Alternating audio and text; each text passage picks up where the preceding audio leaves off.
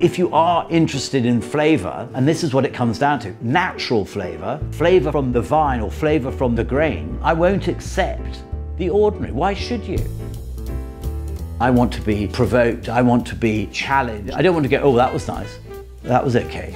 I want to be enthralled. I want to go, Jesus Christ, have you tasted this? My father, funny enough, the only whiskey he drank was Lefroy, leapfrog as he used to call it. He grew up in Pimlico in London, bottling wine. In our family, we weren't allowed to even start Sunday lunch until we'd identified what the wine was in the decanter, which made me very good at eating cold food. I'd learned a lot about winemaking and the philosophies behind it, the wood, the barrels, the concept of terroir, extended fermentation to enhance the intensity of flavors. Part of buying Bruichladdich back in 2000 was this feeling, here was a whiskey that was completely underrated and that I could do a better job than was being done at the time. You can come out now. That's how we make whiskey. So you get lots of little people in there running around. Barley is the origin of whiskey's flavor. That's what makes whiskey the most flavorsome spirit in the world. Over 2,000 flavor compounds. So if you're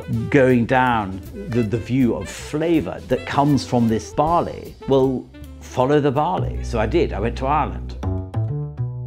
At Bruichladdich, talking to Duncan McGilvray, who was the chief engineer, I remember him saying to me that back in the 60s, the best barley he ever saw arrived in boat to the end of the pier and came from Ireland. We're buying only Irish barley because it says Irish whiskey on the label. It should be, and I feel very strongly about this, it should be Irish barley. Not Irish mixed with a bit of something else, Irish barley.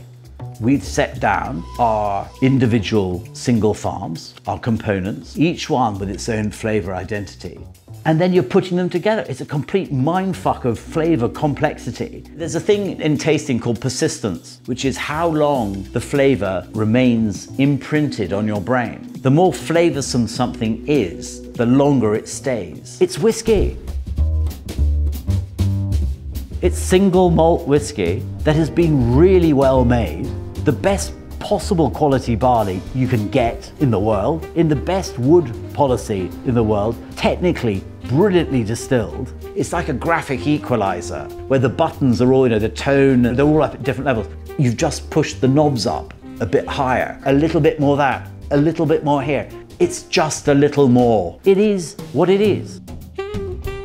If you're going to lay down large amounts of alcohol for maturation for many, many years, if you're going to create a brand that is going to endure, hopefully, for decades and decades, if you're going to invest all this money in stock and personnel and barley, and you might as well do it with a purpose.